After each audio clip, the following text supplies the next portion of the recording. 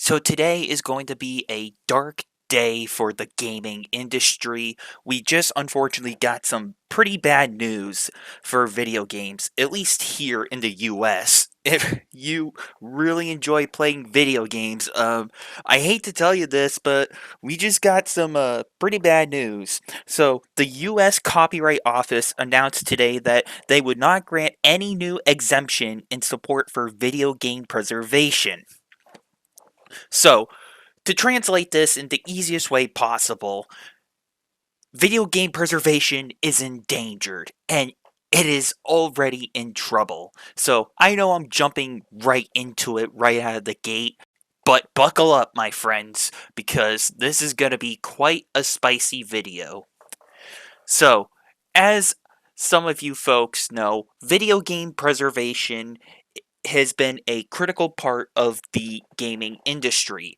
And if it weren't for game preservation, we wouldn't have some of the classic titles. If not, we would not have some of the newer titles today because of game preservation. There's an article that I do have pulled up on my phone that does talk about this issue going on with game preservation. So I'm going to read it to you folks, and then I'm going to give you my thoughts and opinions on this as we go along. A 3-year fight to help support game preservation has come to a sad end today. The U.S. Copyright Office has denied a request from a DMCA exemption that will allow libraries to remotely share digital access to preserved video games. For the past 3 years, the Video Game History Foundation has been supporting with software preservation networks. SPN on a petition to allow libraries and archives to remotely share digital access to out of print video games in their collection, meaning like games that are no longer available. But let's continue. VGHF explains in its statement under the current anti critical I can't pronounce that word properly, rules in section 1201 of the DMCA, libraries and archives are unable to break copy protection on games in order to make them remotely accessible to researchers. Essentially, this exemption would open up the possibility of a digital library where historians and researchers could check out digital games that run through emulators. I'll talk about that in a second.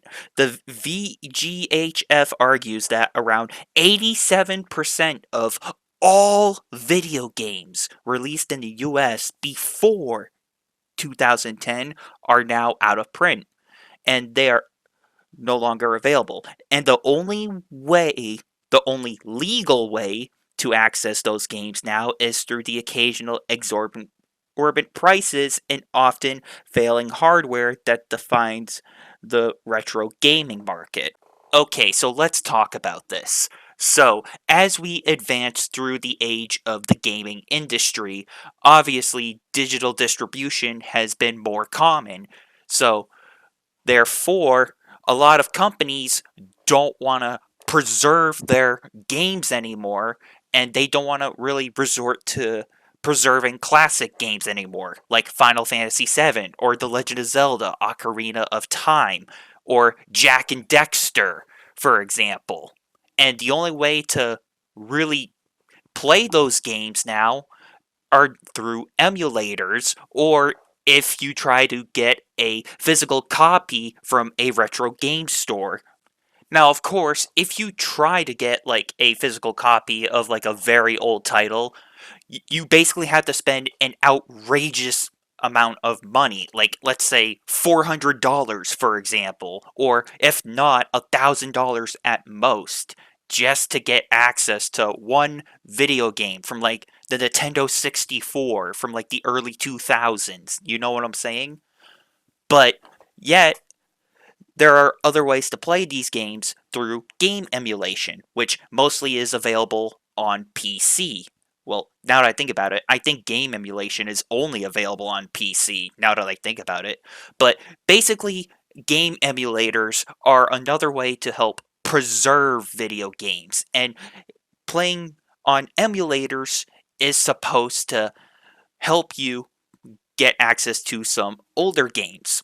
A good example, a classic title that a lot of people, mostly the Souls-like community, really wants to play is Bloodborne, because Bloodborne is a classic title, and to be honest, it's one of the best video games, if not the best Souls-like game, probably in gaming history. But yet companies like Sony don't want to try to preserve that. So basically, it's up to the fans, up to people like me, up to people like you watching this video. It's up to us to basically try to preserve those games. So we either try to hold on to the copy and preserve it in the best way possible, or we try to get emulators and try to get all of these programs to help us make the emulator run as smooth as possible, which obviously takes a lot of work. Well, at least if you're trying to program the emulator by yourself, it can be pretty tricky for some people, which I get that. But anyway, I want to talk about the next part. Basically, the digital distribution. So, video games have been starting to go towards a digital only future, which we're slowly approaching the digital only future. We have consoles like the Xbox and PlayStation that have physical copy drives and some that do not have the physical copy drives. So, if you want to have a digital only console, you can go for it, but people like myself want to get a console that has a physical slot so we can actually try to preserve some of those video games. Because people like myself, we respect physical media and we want to help preserve video games the best way possible. Because if you try to buy a game digitally, you don't own that digital copy. You are buying a temporary license to just play the game. And worst case scenario, getting a game digitally, the developers can just shut the game down whenever they please, and they can just shut it down whenever they want. And that's why more companies are trying to push towards this digital only future because they want to have more control over the consumer, which I'll talk about in a second. But because video games are starting to go towards a digital only future, it's going to be more harder to preserve those video games. So people like me just are baffled at this because if a video game that we really like gets shut down that is digital only, then there's no way to preserve it. A good example, I talked about this a couple months ago. A video game made by Ubisoft called The Crew. Shortly after Ubisoft's statement about them saying gamers should get comfortable not owning their games, and trust me, I absolutely roasted the shit out of Ubisoft in my video, but I digress. Anyway, Ubisoft has shut down the game called The Crew, and basically they removed that from people's digital libraries, so people no longer have access to that game. So one thing I want to talk about in this article that I read to you folks a couple minutes ago, the fact that we need to preserve these video games, and in this article it also talks about the possibility of getting a digital library where historians and researchers could check out the digital games that run through emulators, because some of the older games like The Legend of Zelda: Ocarina of Time, they're not around anymore. But if you have like an emulator, you could technically check the game out and try to play it, which is fun because video games are meant to be for fun. But of course, apparently in today's society, we're not allowed to have fun when it comes to video games because, like I was trying to read to you folks earlier in the article, basically they don't want us to have game preservation and they don't want us to preserve the video games because under the current anti-curriculum rules for the DMCA, libraries and archives are unable to break the copyright protection on games in order to make them remotely accessible to researchers. So, to translate what this basically means, basically, we're getting a middle finger and a big slap in the face. And basically, they're telling us, fuck you, you're not allowed to have fun. You can't have fun. So, I'm sorry. So, because you can't preserve video games, does this mean we aren't allowed to like help preserve books? Does this mean we're not allowed to like preserve food recipes or like car blueprint recipes to help build cars or stuff like that? Like, are you fucking kidding me? Like, this is such a stupid fucking argument. Because, God forbid, if people try to have fun. Oh, you know that comic book that you're reading? Yeah, no, comic books, you can't read that comic book because that's too much fun. You can't research fun stuff like that. Or, hey, you know that really lovely recipe that that one chef made and he shared the recipe with you? No, you can't do that. You can't share the recipes. You can't preserve fun food recipes to help cook for family dishes. No, you can't preserve that. Or what about blueprints for a new car idea to help with the car industry so people can drive this nicer looking car? Oh, wait, we can't do that because God forbid we have fun with our work and God forbid that we try to preserve blueprints to help build cars. I don't know what it is, but it seems like video games are the only thing that is looked down upon in this department. It seems like video games are the only thing looked in this negative light. Meaning, like, oh yeah, this is a bad thing. Video games should be extinct. How dare people try to have fun? Like, that's basically what these people are trying to say. How dare we try to have fun? And how dare we try to preserve fun stuff? This is the way I think we need to handle preservation. We need to have more physical copies of said video games because let's just say if God forbid something bad happened to that one video game, then we need a digital copy of that game and we need to safely, I don't want to say archive it, but we need to safely preserve that digital copy of the game.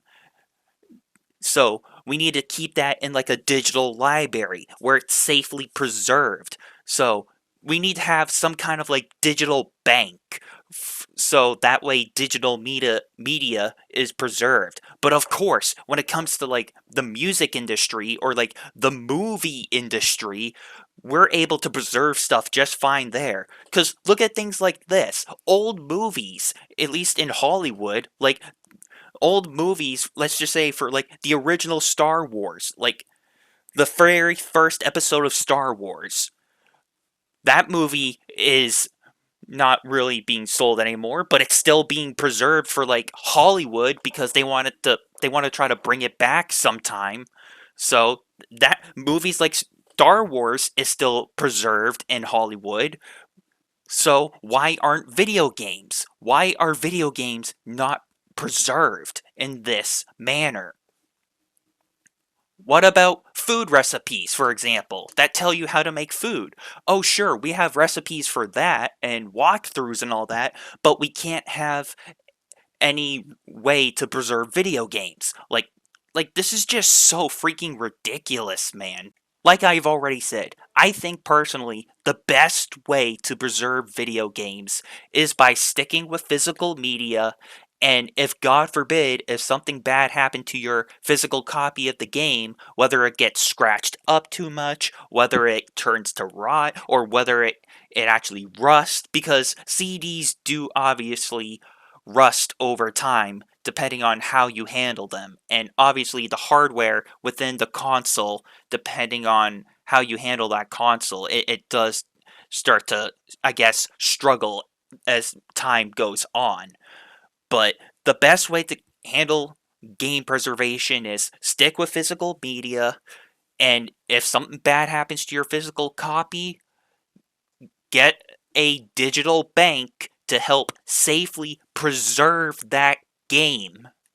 Just seeing stuff like this, man, it makes me very mad, like, as a gamer, because I really enjoy playing video games. Video games has been a massive part of my life. I love video games. I enjoy playing video games.